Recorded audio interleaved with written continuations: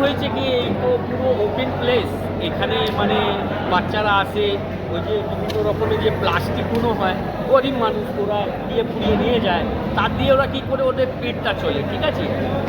এই পরিস্থিতিটা আচানক করে একটা ছেলে এসছে, দেখেনি জানেনি, হ্যাঁ একটা স্লিপ হয়েছে বলে সে ছেলেটা নিচনে চলে গেছে। এখন অব্দি উদ্ধার হয়নি? না, এখনো অবধি কিছু হয়নি, পজিশনটা খুব খারাপ, অনেক ডিপ তো, তাই জন্যে। তারপরে আমি নিজেই প্রশাসনকে ফোন করে ডেকেছি, প্রশাসন এসছে, প্রশাসনের যে কাজ আছে সে করছে, এরকম কোনো ব্যাপার নয়, ঠিক আছে। এবারে আমাদের জেলা সভাপতি, পূর্ব জেলা সভাপতি মণি ভট্টাচার্য দা এসছিলেন, উনি বিধায়ককে ফোন করেছেন, মানে আমাদের মাধ্যমে যেটা হবে সব রকমের সহযোগিতা।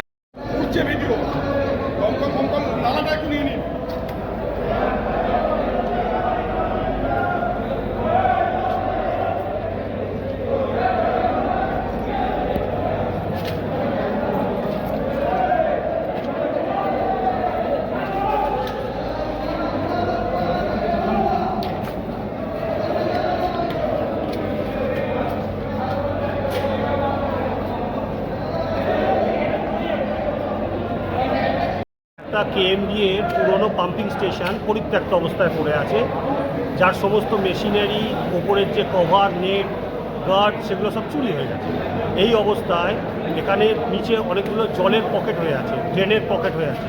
সেই পকেটে একটি বাচ্চা এটা পেরিয়ে যেতে গিয়ে পা ফসকে ভেতরে ঢুকে যায়। আমাদের কাছে খবর আসে, আমরা পুলিশকে জানাই, পুলিশ আসে, সোশ্যাল রেস্কিউ টিম আসে, রেস্কিউর চেষ্টা চলছে। এখনও পর্যন্ত বাচ্চাটার কোনো ট্রেস পাওয়া যায়। এটা তৃণমূলের জামানি এরকমভাবে খোলা অবস্থায় পড়েছে? দেখুন, অবশ্যই এটা তো আমাদের সরকার প্রতিষ্ঠিত হয়েছে মাত্র 1 মাসও হয়নি এখন। তো যা কিছু ঘটনা আগের সরকারেরই ঘটে রয়েছে।